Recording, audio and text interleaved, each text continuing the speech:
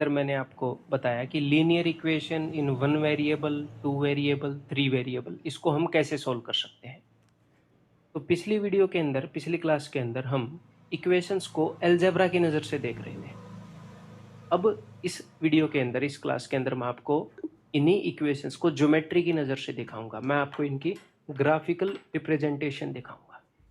ठीक है, तो देखते हैं एक बार कि अगर इसको ज्योमेट्री में लेकर जाएंगे तो ये कैसे दिखेंगे। चलो भाई, ये अपने पास एक्स एक्सिस और वाई एक्सिस है। ठीक है, X, X dash, Y and Y dash. तो अगर आपके सामने लीनियर इक्वेशन है वन वेरिएबल में, जैसे for example X is equal to 3, ये लीनियर इक्वेशन है वन वेरिएबल में, तो ये किस चीज़ को रिप्रेजेंट करती है? तो ये मेरे भाई रिप्रेजेंट करती है इक्वेशन नंबर 1। यहाँ पर है 0, यहाँ पर है 1, यहाँ पर है 2 और यहाँ पर है 3। तो ऐसी जगह बताइए जहां पर x की वैल्यू 3 है। तो आप बोलोगे यहाँ पर x की वैल्यू 3 है, फिर आप बोलोगे यहाँ पर भी x की वैल्यू 3 है, क्योंकि x की वैल्यू 3 का मतलब है कि यहाँ से 3 यूनिट डिस्टेंस। फिर आप बोलोगे यहाँ पर भी, यहाँ पर भी, यहाँ पर भी, यहाँ पर भी। ये जितने भी पॉइंट्स मैं बना रहा हूँ, इन सभी जगह पर x की वैल्यू है वो 3 है। तो यहाँ पर जब इन सारे पॉइंट्स को मिलाओगे तो एक लाइन बन जाएगी। तो linear equation in one variable represent करता है एक लाइन को। ठीक है, then linear equation in two variables, यानी कि 2x plus 3y is equal to कुछ भी मान लो, इज इक्वल टू 6, ये किसको रिप्रेजेंट करता है? लीनियर। ये तो नंबर 1 हो गया, नंबर 1 इक्वेशन को रिप्रेजेंट करने वाली चीज़। अब नंबर 2 इक्वेशन को रिप्रेजेंट करने वाली चीज़ क्या है, तो देख लेते हैं। तो भैया एक बार मैं x को 0 मान लेता हूँ। x को अगर मैं 0 मान लूँगा, अगर x 0 हो जाएगा तो उस केस में y क्या होएगा? तो ये 0 हो गया तो y की वैल्यू आ जाएगी 2, 3 दूनी 6। अगर x 0 है तो y 2 है। तो ये जो पॉइंट है ये इस लाइन के ऊपर है। ठीक है, तो x 0 कब होता है? x 0 तब होता है और y 2 यहाँ पर मान लो y 2 है। ठीक है, ठीक है, यानी कि ये पॉइंट इसको सेटिस्फाई करता है। ठीक है भाई। अब अगर मैं y को 0 मान लूँ, y को अगर हम 0 मान ले, x की वैल्यू 3 आ जाएगी, तो 3 0, यानी कि x की वैल्यू 3 और y की वैल्यू 0 यहाँ पर होएगी। तो ये जो पॉइंट है ये इस इक्वेशन को सेटिस्फाई करता है। तो ये जो लाइन बनी है ना, ये वॉयलेट कलर की, ये जो लाइन बनी है ये इक्वेशन 2 को रिप्रेजेंट करती है। तो लीनियर इक्वेशन अगर एक वेरिएबल में है या फिर दो वेरिएबल में है तो वो रिप्रेजेंट करती है एक्स वाई एक्सिस के ऊपर एक लाइन, इसीलिए इनको रैखिक, ये एक रेखा को रिप्रेजेंट करती है, वहीं से इनका नाम रैखिक आया। समझ में आ गई बात कि ज्योमेट्री में ये क्या रिप्रेजेंट करती है। ठीक है, और हाँ, तो ये एक लाइन है। ठीक है, ये एक इक्वेशन है, ये कुछ भी हो सकती है। A x plus b y is equal to c, कुछ भी एक इक्वेशन हो सकती है। 2x plus 3y is equal to 8, ऐसे ही। तो ये एक लाइन है और अपने पास एक और लाइन है, दूसरी लाइन हो सकती है। तो जब हम लीनियर इक्वेशंस को सोल्व कर रहे थे तो एक सॉल्यूशन आ रहा था ना। जब आप दो लीनियर इक्वेशंस को सोल्व कर रहे थे तो x और y की वैल्यू आ रही थी। दो लीनियर इक्वेशंस को दो वेरिएबल में सोल्व कर रहे थे, तो वो x और y की वैल्यू थी, वो क्या थी? वो थी, मान लो ये दो लीनियर इक्वेशंस हैं, हर एक लीनियर इक्वेशन एक लाइन को रिप्रेजेंट करेगी। तो ये वो वाली लाइन है, ये दूसरी इक्वेशन वाली लाइन है। तो ये जहां पर इंटरसेक्ट कर रहे हैं, यहाँ पर x की क्या वैल्यू है और y की क्या वैल्यू है, इस चीज को रिप्रेजेंट कर रहा था उनका सॉल्यूशन। तो दो लीनियर इक्वेशंस का जो सॉल्यूशन आता है वो होता है कि उन लीनियर इक्वेशन से बनने वाली जो लाइन है वहां पर, वो जहां पर इंटरसेक्ट करती है वहां पर x और y की क्या वैल्यू है। x की वैल्यू मतलब कि यहाँ पर ये डिस्टेंस नेगेटिव में आएगा कितना है, और ये जो ऊंचाई है कितना है, ये कुछ ना कुछ होएगा, 2 3 ऐसे करके जो भी होएगा। समझ में आ गई बात? अब आप बोलोगे सर लीनियर इक्वेशन इन 3 वेरिएबल्स वो क्या रिप्रेजेंट करती है, तो बताएंगे, टेंशन मत लो आप। तो लीनियर इक्वेशन इन 3 वेरिएबल्स रिप्रेजेंट करती है भाई साहब एक प्लेन को। प्लेन का मतलब क्या है पता है? एक पेपर की शीट, वो एक लाइन को रिप्रेजेंट करती है। एक जो अपनी नोटबुक का पेपर है वही एक प्लेन है, वो पूरे पेपर को फाड़ लो तो ऐसे एक पेपर को रिप्रेजेंट करती है। तो आपको ये थोड़ा सा विजुलाइज नहीं होएगा, तो इसलिए मैंने इसके अंदर थोड़ी सी एनिमेशन डाल दी है। तो ये देखो, समझ में आ रही है? लीनियर इक्वेशन इन 3 वेरिएबल्स एक प्लेन को रिप्रेजेंट करती है। ये मैंने एक इक्वेशन से ही बनाया है एक पेज को। इसको अभी उल्टा घुमा कर आपको दिखा देता हूँ, चारों तरफ से दिखाऊंगा, अच्छे से विजुलाइज कर लो। और यहाँ पर एक्स वाई और जेड तीनों एक्सिस हैं। एक्स वाई और जेड तीन एक्सिस आपको दिख रहे होंगे क्योंकि 3 वेरिएबल्स है ना। ठीक है जनाब आली, तो इसका भी मैं आपको सॉल्यूशन बताऊंगा। जो लीनियर इक्वेशन इन 2 वेरिएबल्स होती हैं वो होती हैं 2 लाइन। 2 वेरिएबल वाले की बात कर रहा हूँ, 2 लाइन, तो वो कहीं पर इंटरसेक्ट करेंगी, जहां पर मेरे हाथ इंटरसेक्ट कर रहे हैं दिख रहे हैं उस पॉइंट पर। तो ऐसे ही लीनियर इक्वेशन इन 3 वेरिएबल अगर ये इंटरसेक्ट करेंगी, अगर प्लेन इंटरसेक्ट करेंगे तो ये कैसे दिखेंगे, तो वो भी दिखाता हूं। देखो आप इसको नंबर 1 मान लो। मान लो ये गुलाबी वाली है नंबर 1 इक्वेशन। तो ये जो गुलाबी है ना ये एक प्लेन है, ये एक इक्वेशन होएगा ऐसे 2x + 3y - 4z = 7, ऐसे करके कोई इक्वेशन है लीनियर इक्वेशन इन 3 वेरिएबल, उससे ये प्लेन बना है। ठीक है, ऐसे ही मान लो ये पीली वाली है, ये 2 नंबर इक्वेशन है, कोई और इक्वेशन होगी। ये जो हरी वाली है ये 3 नंबर इक्वेशन है।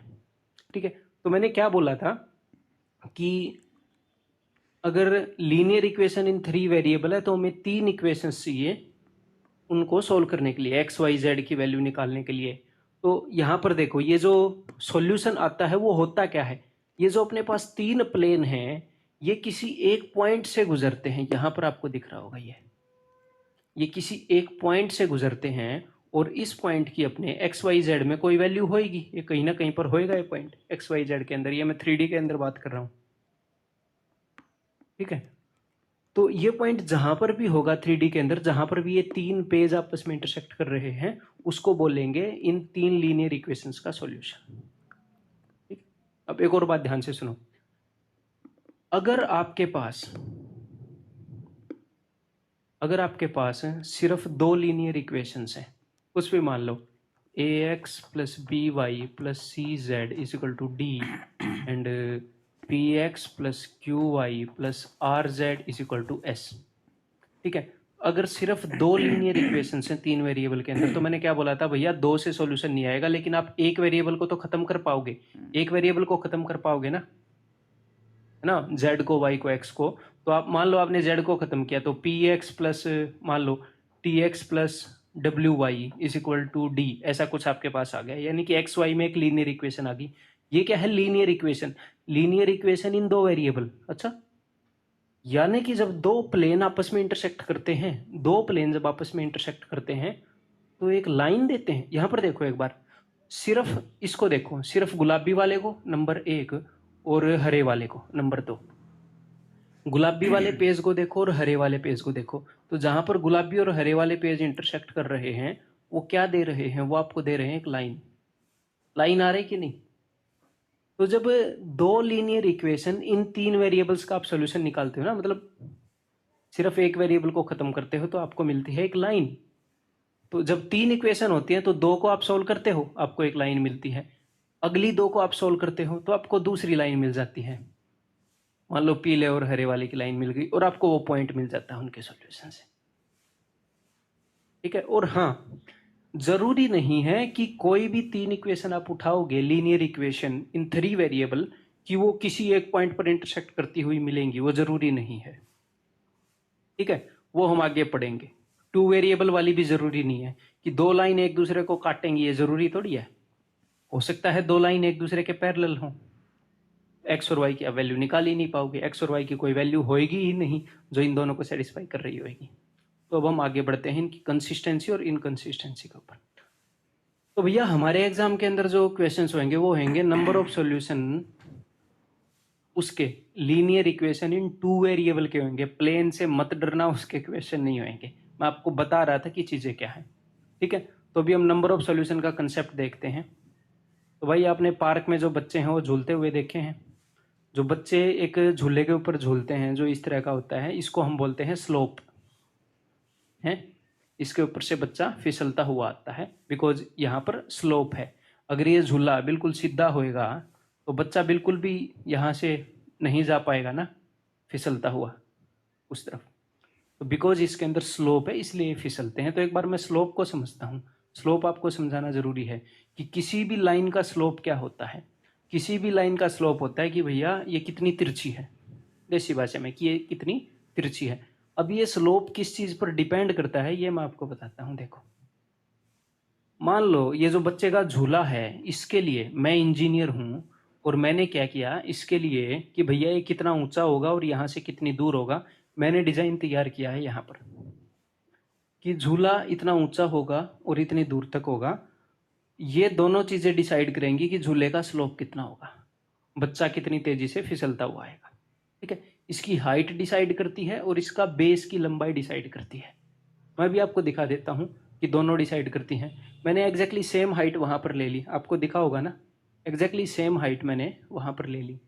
तो हाइट मैंने सेम रखी बट मैंने इसके बेस को बढ़ा दिया, तो स्लोप क्या हो गया, कम हो गया ना, कम फिसलेगा। कॉमन सेंस दिख रही है ना, कम फिसलेगा। अभी जो ढलान है वो कम हो गया, स्लोप ढलान ही है। या फिर मैंने इसके बेस को सेम रख लिया, देखो एग्जैक्टली सेम बेस बट मैंने हाइट बड़ी ले ली, तो स्लोप बहुत ज़्यादा तेज हो गया है। मतलब कि स्लोप के अंदर फर्क आ रहा है हाइट के अंदर चेंज करने से और बेस के अंदर चेंज करने से। इन दोनों के अंदर बदलाव लाने से स्लोप के अंदर फर्क आ रहा है। तो इन दोनों के ऊपर डिपेंड करता है स्लोप यानी कि ढलान। ठीक है, अपने पास अगर कोई भी इक्वेशन है a x plus b y plus c is equal to 0, कोई भी, मान लो 2x plus 3y plus 2 is equal to 0, तो ये जो लाइन है ये कोई ना कोई लाइन होएगी ऐसे। तो इसका जो स्लोप है कि भैया कितना ढलान है, ये डिपेंड करता है इसके x के कोफिशिएंट पर और y के कोफिशिएंट पर। ये हम पढ़ेंगे कोऑर्डिनेट ज्योमेट्री में डिटेल में। ठीक है, आपको बस पता होना चाहिए कि x और y दोनों पर डिपेंड करता है। इसके ऊपर बेस्ड अब हम आगे कंसेप्ट करने वाले हैं। मैं आपको चीज़ें रटवाऊंगा नहीं, मैं डिटेल में जा रहा हूं, बट एक बार आप इन चीज़ों में से निकल लोगे, हो सकता है स्टार्टिंग में आपको ये लगे कि भाई सीधा सीधा सीधा कंसेप्ट बता दो, बट वो ज़्यादा दिनों तक आपके दिमाग में बैठेगा नहीं। मैं आपके दिमाग में कंसेप्ट को सालों तक बैठा सकता हूं, मैं इस तरीके से आपको पढ़ाऊंगा। ठीक है, इत्मीनान से पढ़ते रहो। तो चलो भाई अब देखते हैं। तो मैंने आपको एक चीज़ बता दी ना कि कोई भी लाइन है उसका एक स्लोप होता है कि वो कितने डिग्री पर झुकी हुई है, उसका कितना ढलान है, जो x और y के कोफिशिएंट पर डिपेंड करता है। चलो अब नंबर ऑफ सॉल्यूशंस पर चर्चा करते हैं। तो जो linear equation in two variable है ये क्या रिप्रेजेंट करती है, ये क्या रिप्रेजेंट करती है, ये रिप्रेजेंट करती है लाइन। तो कितने तरह की लाइंस हो सकती हैं ये हम देखते हैं। तो देखो भाई, ये एक लाल लाइन है और एक दूसरी हरी लाइन है। तो कितने तरह की लाइन हो सकती है। सबसे पहला केस हो सकता है कि दो ऐसी लाइनें हो सकती हैं जो किसी एक पॉइंट के ऊपर इंटरसेक्ट करें। ठीक है, जो किसी एक पॉइंट के ऊपर तो एक बार इंटरसेक्ट करें। नंबर 2 केस हो सकता है भाई साहब, दो ऐसी लाइन हो सकती हैं जो किसी भी एक पॉइंट पर इंटरसेक्ट ना करें, यानी कि एक दूसरे के पैरेलल हों। This is case number 2। ये हम केस नंबर 1 मान लें, ये हम केस नंबर 2 मान लें। तीसरा केस लाइंस का हो सकता है कि ऐसी लाइन हो सकती हैं जो एक दूसरे के ऊपर ही पड़ी हो, एक दूसरे के ऊपर ही पड़ी हो, यानी कि कोइंसिडेंट हो, हिंदी में बोले तो संपाती हो। तो ये कितने पॉइंट पर इंटरसेक्ट कर रही हैं, ये तो हर पॉइंट पर इंटरसेक्ट कर रही हैं, एक दूसरे के ऊपर ही पड़ी हैं। तो इनफाइनाइट अनगिनत बिंदुओं पर ये एक दूसरे को काटती हैं। तो ये 3 केस हो सकते हैं। तो ये क्या है, ये भी एक इक्वेशन है, ये भी एक इक्वेशन है। ये लाइनें हैं, लाइनें ज्योमेट्री में है, अलजेब्रा में एक इक्वेशन है, एक इक्वेशन से ही एक लाइन बनती है। ये लाइन एक इक्वेशन को रिप्रेजेंट करती है। तो हमें लाइनें देखकर तो पता चल जाएगा कि ये इंटरसेक्ट करती हैं कि नहीं। तो आपके एग्जाम में एग्जामिनर लाइनें थोड़ी देगा कि बताओ ये काट रही हैं कि नहीं। एग्जामिनर क्या करेगा, इन दोनों लाइन की इक्वेशन दे देगा। इक्वेशन देकर आपको बोलेगा कि बताओ ये काटती हैं कि नहीं, कितनी जगह पर काटती हैं, नहीं काटती हैं तो ये है, ये है, ये है, कौन सा केस है। तो अब हम उसको समझते हैं। तो देखो जरा, एग्जामिनर आपको कैसा क्वेश्चन देगा। एग्जामिनर आपको देगा कि एक ये इक्वेशन है, एक ये इक्वेशन है, बताओ इनकी जो लाइन है वो कितनी जगह काटेंगी। तो वो बोलेगा बताओ इनके कितने सॉल्यूशन हैं, इनके कितने हल हैं। अगर ये लाइनें एक दूसरे के ऊपर लेटी हुई हैं तो इनके कितने हल हैं, यानी कि कितने पॉइंट पर काटती हैं, अनगिनत हल हैं। अगर ये लाइनें एक दूसरे को एक जगह पर काटती हैं तो इनका एक ही हल है। अगर ये लाइनें एक दूसरे को काटती ही नहीं हैं, कितने पॉइंट पर काटती हैं, 0 पॉइंट पर, तो इनके 0 हल हैं। ठीक है, तो सारे केस को पढ़ते हैं। देखो तो मैंने स्टैंडर्ड ये एग्जांपल ले लिया, मान लो अभी हम कर रहे हैं भाई केस नंबर, चलो जो भी है सारे इकट्ठे करते हैं। मान लो लाल लाइन को रिप्रेजेंट करता है हर केस के अंदर, हमारे पास 3 केस हैं, हर केस के अंदर लाल लाइन को रिप्रेजेंट करता है ये लाल वाला इक्वेशन, हरी लाइन को रिप्रेजेंट करता है ये हरा वाला इक्वेशन। ठीक है, तो अब देखो केस नंबर 1 के अंदर मैं आता हूं, ध्यान से सुनो। इस केस के अंदर इन दोनों लाइनों का जो स्लोप है वो इक्वल है क्या, इनका ढलान है वो इक्वल है क्या, ढलान। केस नंबर 2 में बताओ, केस नंबर 2 में लाल लाइन और हरी लाइन का जो ढलान है वो बराबर है क्या, बिकॉज ये एक दूसरे के समानांतर हैं, पैरेलल हैं, तो बिल्कुल बराबर है भाई ढलान। यहां पर अगर एंगल 30 डिग्री का होगा तो यहां पर भी एंगल 30 डिग्री का होगा। और एंगल की बात नहीं है, आपको खुद फील हो रहा है कि नहीं दोनों चीजें एक दूसरे के साथ साथ चल रही है, तो यहां पर ढलान बराबर है। तो अगर ढलान बराबर हुआ, अगर स्लोप बराबर हुआ तो एक दूसरे को काटेंगी नहीं, तो एक दूसरे को काटेंगी नहीं।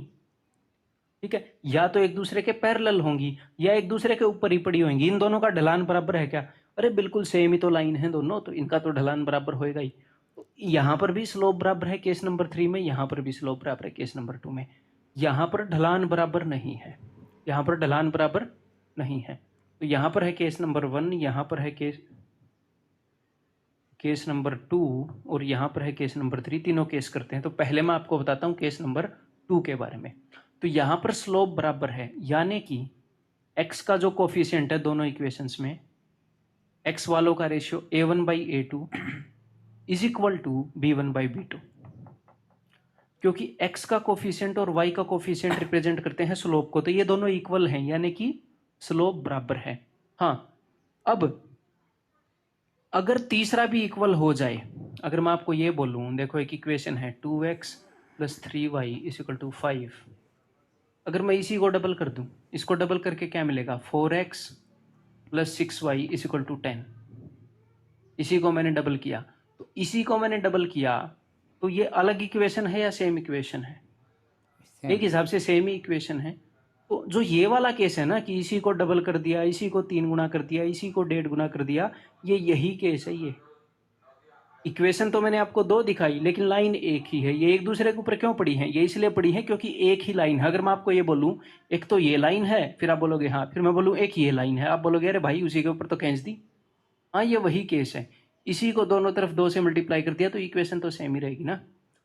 अगर इन तीनों का, यानी कि यहां पर भी 2 गुना, यहां पर भी 2 गुना, यहां पर भी 2 गुना, अगर तीनों जगह का रेशियो सेम है तो इसका मतलब सेम ही लाइन है। यानी कि ये वाला केस है, इफ a1/a2 = b1/b2 = c1/c2, तो कौन सा केस है, ये वाला। यानी कि ढलान लाइनों का बराबर है, और ये रिप्रेजेंट करता है, एक हिसाब से मैं आपको बताऊं, सेंटर से डिस्टेंस, इस सेंटर से इस लाइन का डिस्टेंस, और ये किस तरफ है, इनका एड्रेस है, किस तरफ है, क्या इनका डिस्टेंस है, ये सारी चीजें।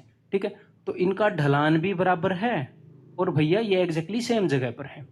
ठीक है, अब केस नंबर 2 देखो, इन दोनों का ढलान तो बराबर है, बट ये एग्जैक्टली सेम जगह पर नहीं है भाई साहब। एक यहां से थोड़ी सी कम दूर है, एक थोड़ी सी ज्यादा दूर है। ये वाला केस मैं आपको विजुअलाइज करवा रहा हूं सारी चीजें। ठीक है, देन पहले वाला केस है, पहले वाला केस है कि इसके अंदर तो ढलान ही बराबर नहीं है। तो ढलान रिप्रेजेंट किसके द्वारा किया जाता है, एक्स और वाई के कोफिशिएंट के द्वारा। तो पहले वाला केस है कि a1 और a2 का जो रेशियो है वो b1 और b2 के रेशियो के बराबर ही नहीं है। आगे जो भी हो देखा जाए, आगे c1 c2 के बराबर हो या ना हो फर्क ही नहीं पड़ता। ये तो अब एग्जामिनर आपसे कैसे क्वेश्चन पूछेगा वो मैं आपको बता देता हूं, ध्यान से सुनिएगा, फिर कई क्वेश्चन की प्रैक्टिस करेंगे। एग्जामिनर आपको ये बोलेगा कि 2x - 5y = 7 and 4x - 10y = 8। तो बताओ इन इक्वेशंस के कितने सॉल्यूशन हैं। तो तब आप क्या देखोगे कि इनमें से कौन सा केस, आप देखोगे 2 का डबल 4, 5 का डबल 10। तो आप चाहो तो इनको रट भी सकते हो, चाहो तो आप इनको रट भी सकते हो। अदरवाइज आप देखोगे कि this is equal to this, slope तो बराबर है, ढलान तो बराबर है, फिर आपके दिमाग में क्या आएगा, या तो लाइनें सेम होंगी या अलग अलग होंगी, पैरेलल होंगी। सेम कब होंगी, जब ये भी 7 का डबल 14 होता। सेम तो नहीं है। अच्छा, स्लोप बराबर है, सेम नहीं है, यानी कि पैरेलल है। तो यानी कि ये इक्वेशंस जिन लाइनों को रिप्रेजेंट करती हैं वो पैरेलल हैं। पैरेलल लाइनें कितनी जगह काटती हैं एक दूसरे को? पैरेलल लाइनें तो एक भी जगह नहीं काटती। तो नंबर ऑफ सॉल्यूशंस कितने हैं? 0। तो लाइनें जितनी जगह पर काटती हैं उतने ही नंबर ऑफ सॉल्यूशन है। तो चलिए हर एक केस को लिख लेते हैं। केस नंबर 1 अपनी नोटबुक के अंदर आप क्या लिखेंगे कि अगर ये है तो इसका मतलब है कि भैया इंटरसेक्टिंग लाइंस, हिंदी में मैं बोलता रहूंगा, ठीक है, एक दूसरे को प्रतिच्छेद करने वाली रेखाएं, ठीक है। और यूनिक सॉल्यूशन इसको बोलते हैं, यूनिक सॉल्यूशन, यानी कि एक ही हल होगा, सिर्फ एक जगह पर एक दूसरे को काटती हैं, एक ही हल होगा। और इस सिस्टम को और भी बोलते हैं, क्या बोलते हैं? Consistent system. कंसिस्टेंट का मतलब है वो वाला सिस्टम जिसका सॉल्यूशन हो, और हिंदी में इसको बोलते हैं संगत युग्म। संगत, जिसका कोई ना कोई सॉल्यूशन हो। तो सॉल्यूशन तो इसका भी है, बस इसका सॉल्यूशन नहीं है, तो सिर्फ सिस्टम 2 को इनकंसिस्टेंट बोलेंगे। अगर स्लोप बराबर है लेकिन लाइनें अलग अलग हैं, इसका मतलब लाइनें पैरेलल हैं। तो इसके लिए आप क्या क्या लिखोगे? तो इसके लिए भी लिख लो, मैं कहाँ पर लिखवाऊं अपनी नोटबुक में, आपका दिल करे वहां पर लिख लेना, आपकी पर्सनल नोटबुक है, ठीक है। तो इसके लिए मैं क्या लिखूंगा? पैरेलल लाइंस, ठीक है, नो सॉल्यूशन, कोई भी सॉल्यूशन नहीं है भैया, ये लाइनें एक भी जगह पर नहीं काटती। और inconsistent, inconsistent pair of equations, ये जो इक्वेशंस का जोड़ा है ये इनकंसिस्टेंट है, यानी कि असंगत है। अब इसके लिए लिखो, अगर तीनों का ही रेशियो बराबर हो तो इसका मतलब क्या है भैया? तो यहां पर हो जाएगी कोइंसिडेंट लाइंस, हिंदी में कोइंसिडेंट को बोलेंगे संपाती रेखाएं, ठीक है। नंबर ऑफ सॉल्यूशंस कितने होंगे? इनफाइनाइट सॉल्यूशंस, अनगिनत सॉल्यूशन होंगे, ठीक है। और ये कंसिस्टेंट होएगा। कंसिस्टेंट का मतलब है सॉल्यूशन होना, चाहे एक हो या 1000 हो, कंसिस्टेंट तो ये है, यानी कि संगत युग्म तो ये है, कंसिस्टेंट पेयर ऑफ इक्वेशंस तो है। तो समझ में आ गई बात? और अब इनको रिवाइज करो, थोड़ा सा खुद का दिमाग चलाओ, है, याद करो, आगे क्वेश्चंस करने वाले हैं, बहुत ही ईजी हैं ये, पता नहीं है 9वीं 10वीं में सीखा हुआ मामला। चलो अब क्वेश्चंस करेंगे। The set of equations this has, इनके कितने सॉल्यूशन है ये हमने देखना है। तो हम रेशियो देखेंगे इनका, ठीक है। एक्स वालों को पकड़ो 4/10, ये 4 है, ये 10 है। वाई वालों को साइन भी साथ उठाकर लाना, -6/-15, ठीक है।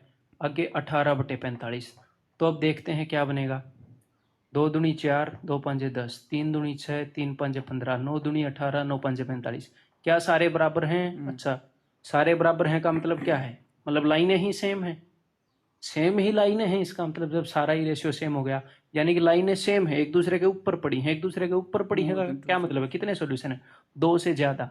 अरे 2 से ज्यादा क्या, 1000 से ज्यादा सॉल्यूशन है। दो लाइनें जब एक दूसरे के ऊपर पड़ी हैं तो एक दूसरे को अनगिनत जगह पर काटती हैं, पग पग पर एक दूसरे को काटती हैं। समझ में आ गई बात? क्लियर है? स्लोप भी बराबर है और फिर आखिर में पता लगा ये तो लाइन ही बराबर है। अब आगे बढ़ते हैं, बताओ भाई।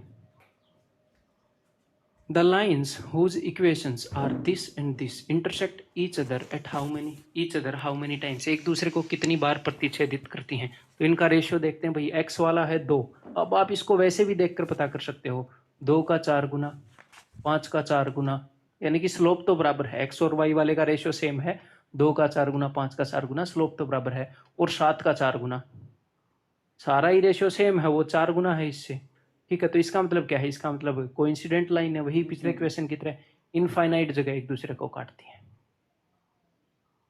ठीक है। क्लियर है? आगे बढ़ता हूं। ये देखो, the value of A so that the lines this and this are parallel, ताकि ये पैरेलल हो। अब पैरेलल कब होती हैं? पैरेलल होती हैं जब स्लोप तो सेम हो, यानी कि a1/a2 = b1/b2। दो लाइनों का स्लोप तो सेम हो बट एक दूसरे से दूर हो, सेम लाइनें ना हो, यानी कि नॉट इक्वल टू c1/c2। तो ये कंडीशन ट्रू होगी कि नहीं देखते हैं। x का कोफिशिएंट 1/a, ये बराबर होना चाहिए किसके?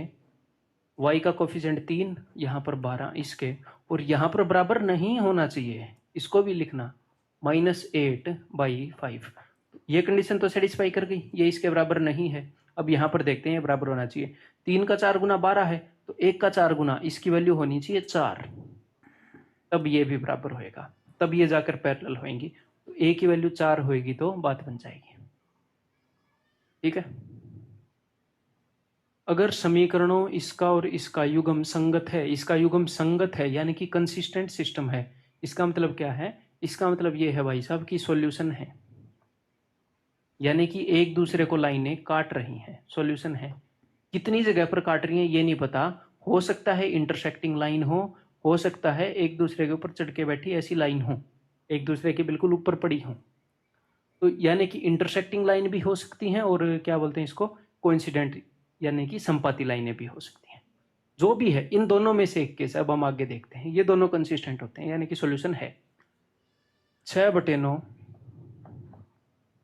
8/12, तो देखो 3 दूनी 6, 3 3 9, 4 दूनी 8, 4 3 12, 2/3 इजिकल टू 2/3। लेकिन इंटरसेक्टिंग लाइन में क्या होता है, स्लोप ही बराबर नहीं होता, यहीं पर इक्वल नहीं होती, एक्स और वाई वाले ही इक्वल नहीं होते, तभी तो एक दूसरे को काटते हैं, स्लोप बराबर नहीं होता। तो ये वाला केस तो नहीं है। ठीक है, तो इसका मतलब यहाँ पर भी इक्वल होना चाहिए, ये वाला केस तो है नहीं, ये इक्वल ना होता तो इसका मतलब होता है कि ये वाला केस है। अब यहाँ पर इक्वल है और हमें चाहिए सॉल्यूशन, तो यही होएगा, ये इक्वल होना चाहिए, ये इक्वल नहीं हुआ तो पैरेलल हो जाएंगी। तो आगे इक्वल है 24 में के, तो यहाँ पर भी 2:3 का रेशो आना चाहिए, 12 दूनी 24, 12 3 36, 2:3 है, तो के की वैल्यू 36 आनी चाहिए। That is option D.